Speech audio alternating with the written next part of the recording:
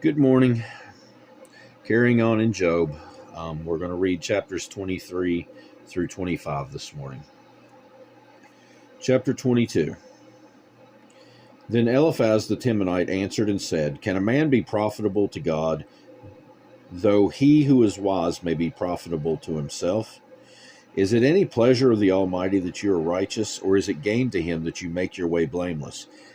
Is it because of your fear of him that he corrects you and enters into judgment with you? Is not your wickedness great and your iniquity without end? For you have taken pledges from your brother for no reason, and stripped the naked of their clothing, and have not given the weary water to drink. And you have withheld bread from the hungry, but the mighty man possessed the land, and the honorable man dwelt in it. You have sent widows away empty, and the strength of the fatherless was crushed. Therefore snares are all around you, and sudden fear troubles you, or darkness so that you cannot see, and an abundance of water covers you. Is not God in the height of heaven? And see the highest stars, how lofty they are? And you say, What does God know? Can he judge through the deep darkness? Thick clouds cover him, so that he cannot see. And he walks above the circle of heaven. Will you keep to the old way, which wicked men have trod, who were cut down before their time, whose foundations were swept away by a flood? They said to God, Depart from us. What can the Almighty do to them? Yet he filled their houses with good things, but the counsel of the wicked is far from me. The righteous see it and are glad, and the innocent laugh at them. Surely our adversaries are cut down, and the fire consumes their remnant. Now acquaint yourself with him and be at peace. Thereby good will come to you. Receive, please, instruction from his mouth, and lay up his words in your heart. If you return to the Almighty, you will be built up. You will remove iniquity far from your tents. Then you will lay your gold in the dust, and the gold of Ophir among the stones of the brooks. Yes, the Almighty will be your gold and your precious silver, for then you will have your delight in the Almighty. And lift up your face to God. You will make your prayer to him. He will hear you, and you will pay your vows. You will also declare a thing, and it will be established for you, so light will shine on your ways.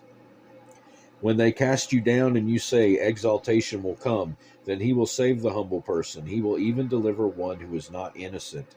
Yes, he will be delivered by the purity of your hands. Chapter 23.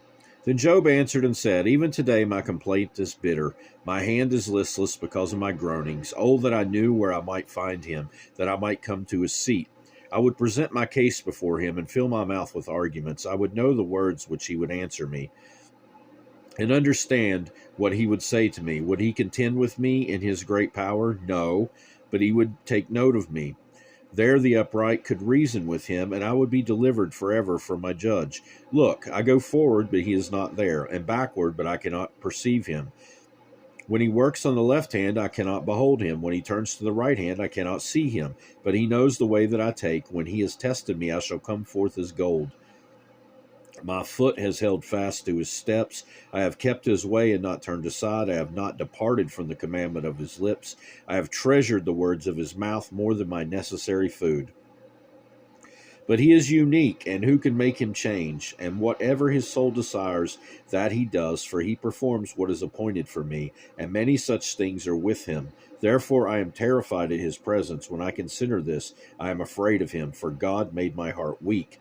And the Almighty terrifies me, because I was not cut off from the presence of darkness, and he did not hide deep darkness from my face.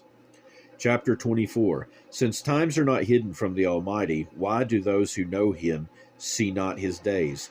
Some remove landmarks, they seize flocks violently and feed on them. They drive away the donkey of the fatherless, they take the widow's ox as a pledge, they push the needy off the road. All the poor of the land are forced to hide. Indeed, like wild donkeys in the desert, they go out to their work searching for food. The wilderness yields food for them and for their children. They gather their fodder in the field and glean in the vineyard of the wicked. They spend the night naked without clothing and have no covering in the cold. They are wet with the showers of the mountains and huddle around the rock for want of shelter. Some snatch the fatherless from the breast and take a pledge from the poor. They cause the poor to go naked without clothing. They take away the sheaves from the hungry. They press out oil within their walls and tread wine presses, yet suffer thirst. The dying groan in the city, and the souls of the wounded cry out, yet God does not charge them with wrong. There are those who rebel against the light. They do not know its ways, nor abide in its paths. The murderer rises with the light. He kills the poor and needy. And in the night he is like a thief. The eye of the adulterer waits for the twilight, saying, no eye will see me. And he disguises his face in the dark. They break into houses, which they marked for themselves in the daytime. They do not know the light, for the morning is the same to them as the shadow of death. If someone recognizes them, they are in the terrors of the shadow of death. They should be swift on the face of the waters. Their portion should be cursed in the earth, so that no one would turn into the way of their vineyards, as drought and heat consume the snow waters. So the grave consumes those who have sinned. The womb should forget him. The womb should feed sweetly on him. He should be remembered no more, and wickedness should be broken like a tree, for he preys on the barren who do not bear, and does no good for the widow. But God draws the mighty away with his power. He rises up, but no man is sure of life. He gives them security, and they rely on it, yet his eyes are on their ways. They are exalted for a little while, then they are gone. They are brought low, they are taken out of the way, like all others. They dry out like the heads of grain.